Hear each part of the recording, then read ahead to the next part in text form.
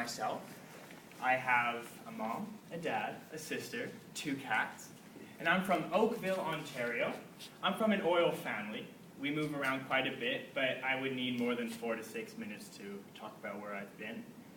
So today, I'm going to talk about pause, fast forward, rewind. Put your hand up if you had a moment in your life when you wish you could fast forward through it, or pause, or rewind and play it again. Yes. In fact, today in one of my lectures, I really wish I could have fast forward right on through that. But unfortunately, it was played in slow motion. So today, let's fast forward back to 2001. The setting is Australia, in a town called Gladstone. 4 years prior, I had moved there, and I had met a friend named Anthony Martin. We would play soccer, we'd go swimming, we go on adventures in the Australian bush, and my mom fondly called us the little shits. So I also had the love of my life there, so I thought at the time. Her name was Shanae Rose. I love that last name. We always liked to play together, and I think she liked me too, but I'm not sure. Well, anyway, let's get to the story.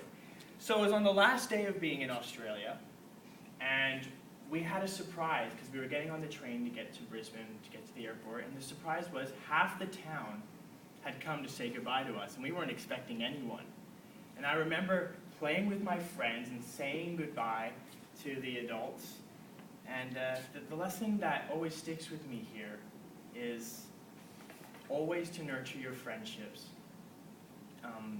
and never let... I totally lost my train of thought. But basically, keep up with relationships, and we're going to fast forward on to the next part. So, the setting is now back in Canada, and we're in Fernie. Does anyone know what Fernie is? Beautiful ski hill, right? Yes. We went to a cabin there, and the owners there had put a Christmas tree up. There was a wreath. There was the Christmas carol playing. We were drinking hot chocolate. There was a fireplace. Snow was falling. It was the picturesque Coca-Cola Christmas you could ask for. And that whole weekend that we were there, we would go skiing, we would go to the restaurants, and we'd just be there, just the family. And we lived in the moment. We didn't talk about our worries. We didn't talk about the future. We were just happy to be in each other's being together. And I think that is a problem with us today. We are so focused on happening tomorrow, we forget to nurture our family, because they will always be there for us, and we should always be there for them. So, enough preaching. I'm going to go to a funny story, to 2010. And this is Christmas, once again. My mom defrosted the turkey. We have a big sink in the laundry room where you pour cold water. And she had to go out and run errands, and I was downstairs, and I was playing on my computer, and I hear this sound. I'm like, that's not a normal sound to hear in a house. So I'm walking around the house, and I go to the back room, and I see this vent, and water is just trickling down this vent. And I'm like, Mom, the vent's leaking.